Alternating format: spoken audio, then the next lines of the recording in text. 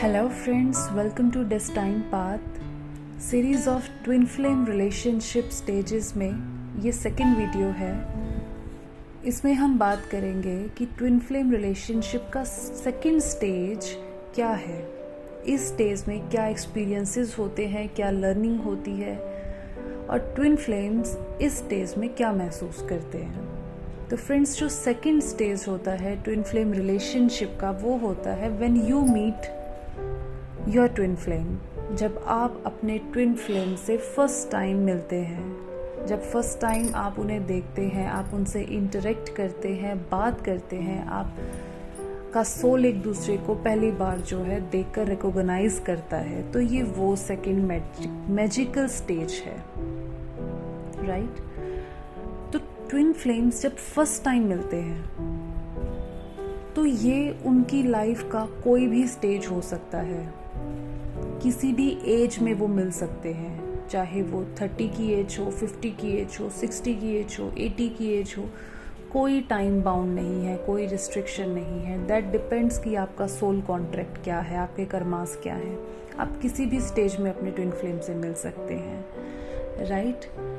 हो सकता है, पॉसिबिलिटीज़ हैं, उस समय दोनों ट्विन फ्लेम्स अनमैरिड हो या दोनों मैरिड हो या एक मैरिड हो एक अनमैरिड हो, डाइवोर्सी हो, विडो हो, कुछ भी हो सकता है। कोई भी स्टेज पर आप हो और आप अपने ट्विन फ्लेम से उस स्टेज पर मिल सकते हैं as per your divine plan, as per the soul contract. दोनों ट्विन फ्लेम्स में कोई भी एज गैप हो सकता है आपका ट्विन फ्लेम आपसे एज में काफ़ी छोटे हों या आपके ट्विन फ्लेम आपकी एज से काफ़ी बड़े हों। तो एज गैप कुछ भी हो सकता है। कहने का मीनिंग कि कोई भी बाउंड्रीज, कोई भी रिस्ट्रिक्शन इस ट्विन फ्लेम लव में, रिलेशनशिप में इम्पोज नहीं होती हैं। आप किसी भी स्टेज में, किसी भी समय पर, किसी भी स्थिति में अपने ट्विन फ्लेम से मिलते हैं। वो स्थिति, वो समय निर्भर करता है आपके सोल कॉन्ट्रैक्ट में क्या है आपके लिए, आपकी लर्निंग क्या है, आपका पाथ क्या है, राइट। अब बात करते हैं कि जब आप पहली बार अपने ट्विन फ्लेम को देखते हैं या मिलते हैं तो क्या चेंजेस आती हैं आपके अंदर। ट्विन फ्लेम्स हमेशा जब मिलते हैं तो 3D लेवल पर, जब वो फर्स्ट टाइम एक दूसरे को मिलते हैं तो उनका 3D सेल्फ उन्हें नहीं पहचानता, लेकिन सोल अपने अनदर पार्ट को, अपने हाफ सोल को देखते ही रिकॉग्नाइज कर लेता है, राइट। जब भी आप अपने ट्विन फ्लेम से फर्स्ट टाइम मिलते हैं तो आपका सोल उन्हें रिकॉग्नाइज कर लेता है और इंटरनल एक टिंगलिंग की फीलिंग, एक शेक की फीलिंग, एक अलग सी फीलिंग जो कि शब्दों में बयां नहीं हो सकती। जब आप अपने ट्विन फ्लेम को पहली बार देखेंगे तो समा रुक जाता है। अगर आप इतने मैच्योर हैं या आप अपनी फीलिंग्स को एनालाइज करते हैं, खुद पे आपका फोकस है, कॉन्शियस है, तो जब भी आपका ट्विन फ्लेम आपके सामने फर्स्ट टाइम आएगा तो आपको एक डिफरेंट सा फील होगा कि यार, हम लाखों लोगों को देखते हैं लेकिन एक पर्सन पर आपकी जो नज़र है वो कुछ सेकंड्स के लिए रुक जाएगी। आपको एक अलग सा फील होगा। उस समय आपका जो 3D सेल्फ है वो उन्हें पहचानने की, देखने की, समझने की कोशिश करता है, क्योंकि आपका सोल अपने सोल को देखकर पहचान जाता है। तो आपका 3D सेल्फ भी वहीं कुछ क्षण के लिए रुकता है और एक मेमोरी क्रिएट करता है।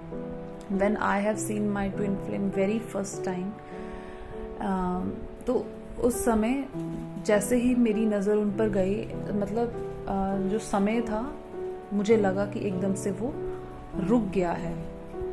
एकदम से मेरा जो फोकस है अपने ट्विन फ्लेम पर जैसे ही गया, जैसे ही नज़र पड़ी, तो 30-40 सेकेंड्स के लिए मेरी नज़र उन पर रुक गई। And I have started to wondering that who is that person.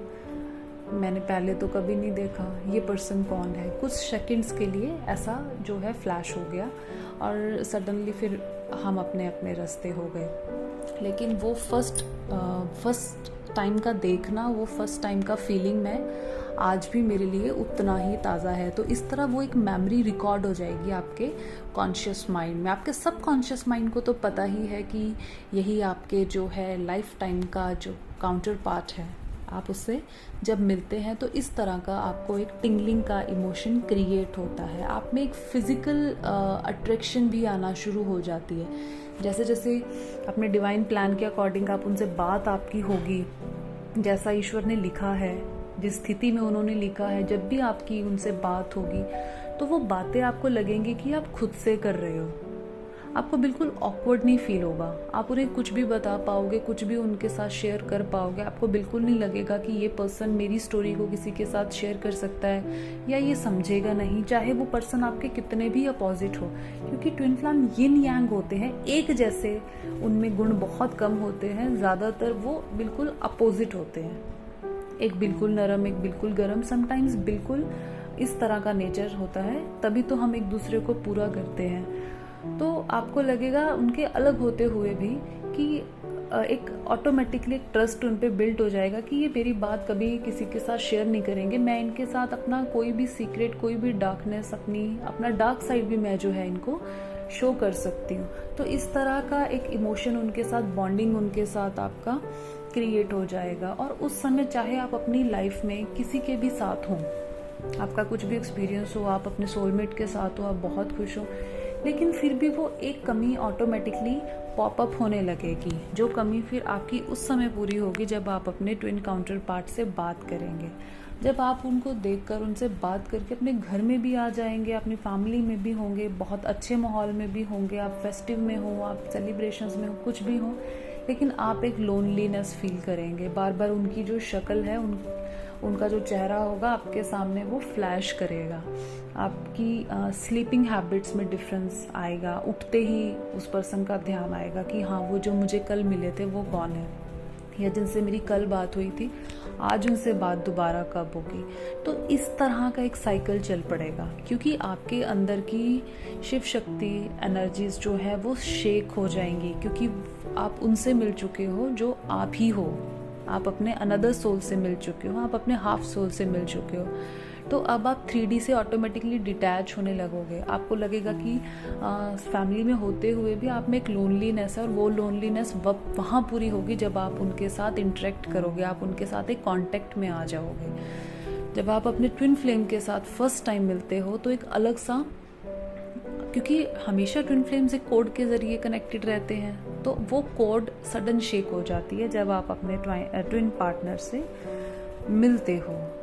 बिल्कुल आपको किसी स्ट्रेंजर की तरह फीलिंग नहीं होगी, आपको पता भी नहीं चलेगा कि सामने वाले पर्सन में आपको पसंद क्या है। अगर आप डीपली देखोगे तो आप समझ भी नहीं पाओगे कि आपको क्या पसंद है, क्या उनका प्रोफेशन ऐसा है या उनकी आउटलुक ऐसी है, वो दिखने में ऐसे है, आप कुछ भी जज नहीं कर पाओगे। आपको लगेगा कि मेरी चॉइस ऐसी है लेकिन ये पर्सन ऐसा नहीं है, लेकिन फिर भी मेरा जो है अट्रैक्शन इसी की तरफ जाएगा, क्योंकि वो आपका हाफ सोल है, राइट।